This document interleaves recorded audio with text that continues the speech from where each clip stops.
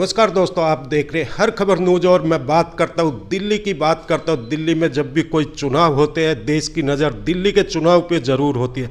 वहीं अब 2025 के विधानसभा के चुनाव है और सभी पार्टी के पदाधिकारी हो या वरिष्ठ नेता हो या फिर कार्यकर्ता हो, सभी कहीं न कहीं किसी न किसी विधानसभा पे अपना दावा जरूर कर रहे कि विधानसभा में उनको टिकट दिया जाए। तो आज हम बात कर लेते हैं सुरेंद्र भारद्वाज जी से, जो कि इनकी मिसिज निगम पार्षद भी है राजनगर से, और चुनाव की चर्चा को लेके ही हम बात करेंगे। सर, क्या कहेंगे? 2025 के विधानसभा के चुनाव है, कल जन आशीर्वाद आपने एक यात्रा भी निकाली। सर बिल्कुल 2025 फरवरी में चुनाव हैं दिल्ली के अंदर, और दिल्ली की जनता को बधाई। जो जन आशीर्वाद निकाली, हम अरविंद केजरीवाल जी का एक मैसेज लेके गए थे। फ्री की रेवड़ियों पे चर्चा करने गए थे। पिछले 10 साल में हमने फ्री पानी दिया है, हाफ बिजली दी है, शिक्षा पे काम किया है, स्वास्थ्य पे काम किया है, मोहल्ला क्लिनिक हमने लोगों के बनवाए हैं, हमने महिलाओं को फ्री यात्रा दी है, बस में बुजुर्गों को तीर्थ यात्रा कराई है। उसका मैसेज जन जन तक हम पहुंचाने गए थे लोगों को। लगातार हम पहुंचाएंगे, क्योंकि हमने काम किया है तो हम जा रहे हैं। भारतीय जनता पार्टी की तरह हम कोई जुमला पार्टी नहीं है जो सिर्फ जुमला छोड़ती है। जैसे उन्होंने कहा था 15 लाख रुपए आ जाएंगे, उसके बाद आपके सामने है। दूसरा, भारतीय जनता पार्टी यहाँ पर कहीं भी स्टैंड नहीं कर रही है दिल्ली के अंदर, इसलिए बौखलाहट है उनके अंदर। वो सिर्फ आप देख रहे हैं अरविंद केजरीवाल जी जहाँ जा रहे हैं उन पे आक्रमण करवा रहे हैं, क्योंकि वो रुक ही नहीं पा रहे। उनको मालूम है कि लगभग 70 में से 60 से ऊपर सीट आम आदमी पार्टी की दोबारा से आ रही है। ये उनकी आईडी की रिपोर्ट भी है, आईबी की रिपोर्ट भी है, सीबीआई की रिपोर्ट भी है, विजिलेंस की रिपोर्ट भी है, इसलिए उनकी जल्लाहट साफ दिख रही है। सुरेंद्र भारद्वाज जी, अगर हम बिजवासन विधानसभा की बात करें, आप भी टिकट की दावेदारी कर रहे, क्योंकि एक वरिष्ठ युवा नेता आप भी है पार्टी के और काफ़ी सालों से सेवा भी कर रहे पार्टी की।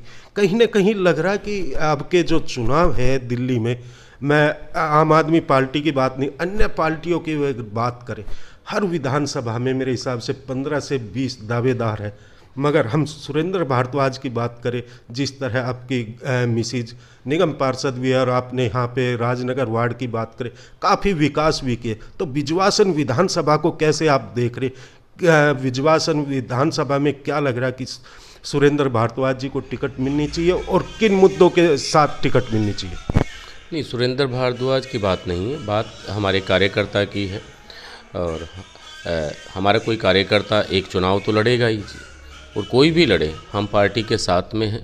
और अब बिजवासन विधानसभा के लिए हम उनको जितवा के भेजेंगे अपनी पार्टी को, और अच्छी वोटों से जितवा के भेजेंगे। एक सुरेंद्र की बात नहीं, हमारे 10-15 कार्यकर्ता। एक अच्छी बात है कि एक हेल्दी कंपटीशन हो रहा है कि हमारी पार्टी के पास आज इतने लोग चुनाव लड़ने के लिए हैं। इसका मतलब इतने तो बीजेपी के पास भी नहीं है। तो आप स्वयं ही कह रहे हैं कि बीजेपी के पास 2-4 लोग हैं और हमारी पार्टी में अगर 15 लोग हैं तो निश्चित रूप से जीत हमारी है जी।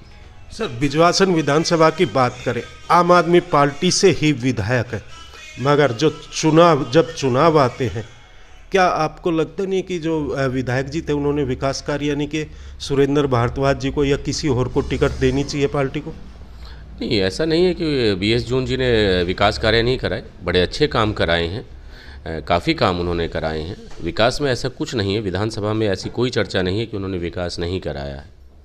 कहीं ना कहीं युवा को ज़्यादा बढ़ावा आम आदमी पार्टी ने, ये पार्टी ने सोचना है कि युवा को देना है, एक्सपीरियंस वाले को देना है, ये पार्टी की सोच है। हम संगठन में काम करने वाले लोग हैं, जैसा पार्टी का आदेश होगा वैसे हम काम करेंगे। अच्छा, लास्ट क्वेश्चन में सुरेंद्र जी ये जानना चाहता हूँ, अगर पार्टी आपको मौका देती है, बिजवासन विधानसभा से आपको उम्मीदवार बनाती है, कौन से ऐसे विकास कार्य आपको लग रहा कि जो सबसे पहले होने चाहिए?